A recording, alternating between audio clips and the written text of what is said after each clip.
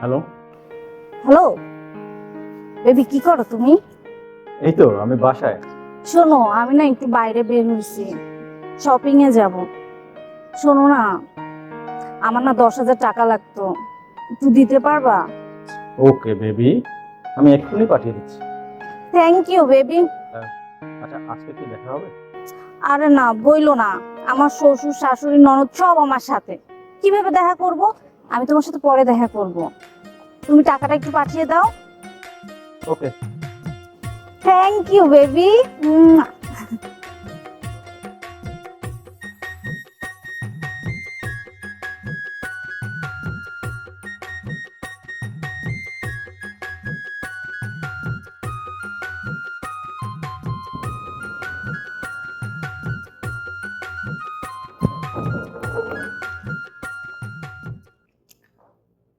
আপা, তুমি এক গ্লাস পানি দেন না, খুব তৃষ্ণা পেয়েছে।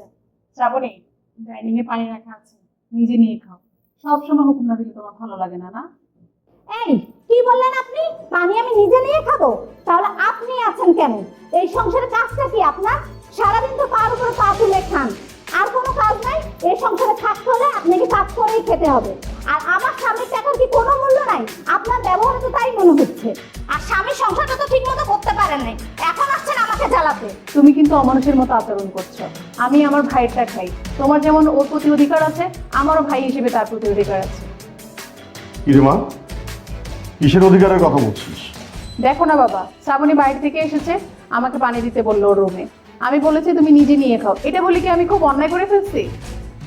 আমি স্বামী সংসার করতে পারিনি, আর আমরা নাকি তার স্বামী সংসারে বসে বসে খাই। বৌমা, এগুলো কি শুনছি? তুমি তো সবই জানো আমার মেয়েটা সম্পর্কে, তারপরেও কেন এইভাবে কথাগুলো বলছো বলো তো?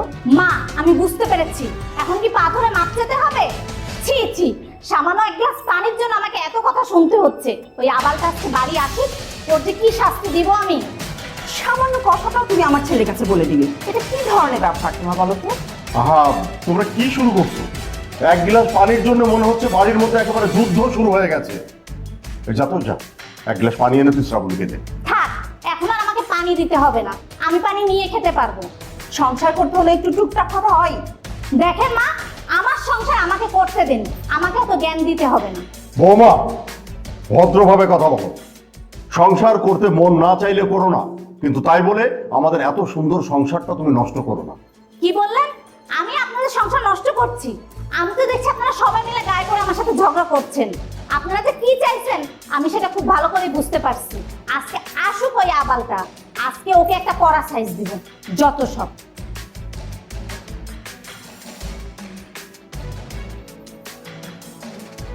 মারে, তুমি খারাপ করিস না, আমাদের কপাল মন্দ, তাই পরের মেয়ের কাছে আজকে এত।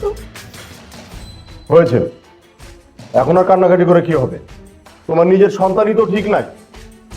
শোনো, এখনো সময় আছে, তোমার ছেলেকে বোঝাও ওর বউকে যেন একটু শাসন করে, তা না হলে কিন্তু ফিউচারে আমাদের বিপদ হবে আরো বেশি। হ্যাঁ যান, বলো না। শ্রাবন্তী, এই আমার না ঘুম আসছে না। এই, তুমি কি মেন্টাল হয়ে গেছো নাকি? দেখতেছো না আমি ফোনে কথা বলছি? আরে বলো। আরে শান্তি মতো একটু কথাও বলতে পারি না আবালটার জন্য। আরে হ্যাঁ, এর জন্য তো বারবার ডিস্টার্ব করতেছে। আরে বাবা, কিছু বলেছে তোমাকে? এদিকে এসো। এই, তোমার সমস্যা কি? তুমি দেখো না আমি ফোনে কথা বলি। শ্রাবন্তী, এখন আর কয়টা বাজে দেখছো? 1টা বেজে গেছে, আমাকে ঘুমোতে হবে, সকালে অফিস যেতে হবে। আর তুমি তো ভালো করে জানো যে তোমার কাঁধে যদি মাথা না দিই তোমার ঘুম আসে না। আচ্ছা শোনো, আমি রাখছি, এখন আমি ওকে সাইজ করে নিই, আমি তোমাকে পরে ফোন দিচ্ছি, ঠিক আছে? Okay baby, by.